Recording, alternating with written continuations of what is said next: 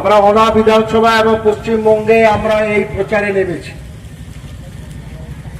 যে বামপন্থী প্রার্থীর সমর্থনে আমরা কয়েকটি কথা ফরওয়ার্ড ব্লকের পক্ষ থেকে, বামফ্রন্টের পক্ষ থেকে আপনাদের কাছে তুলে ধরতে চাইছি।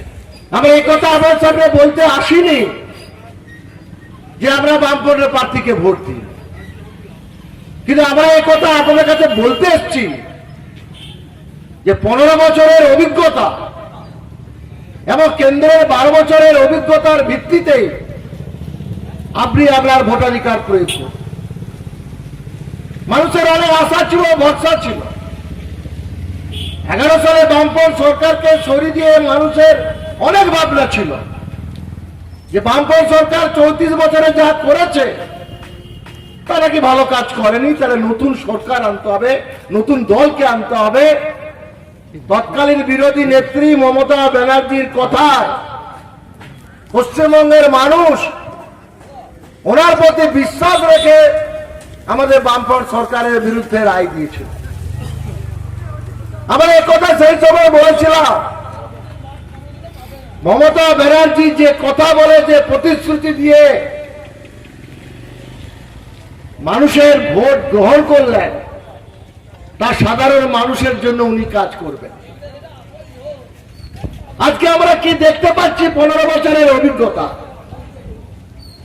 আপনি যদি মনে করেন যে 15 বছরে তৃণমূল দল অনেক কাজ করেছে, গরিব খেটে খাওয়া মেহনতি কৃষক, বেকার যুবক যুবতীদের জন্য অনেক কিছু করেছে, তাহলে আপনি তৃণমূলকে ভোট দেবেন।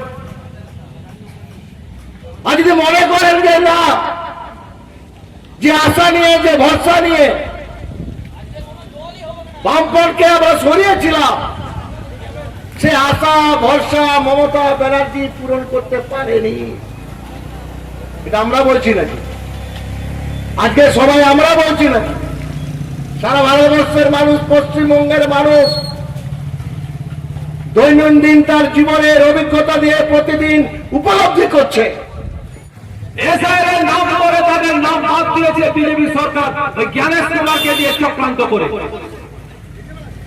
আমরা মনে করি না যেটা একটা বৈধ নির্বাচন অনুষ্ঠিত হতে চলেছে।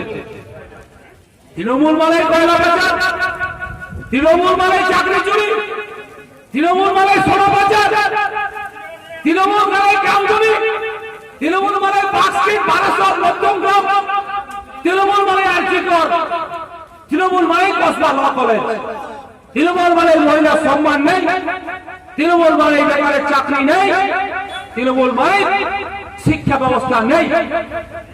তৃণমূলের বিরুদ্ধে বিশেষ কিছু কথা বলতে চাই না, কারণ তৃণমূল একটা এই মুহূর্তে ফুটন্ত জাহাজ।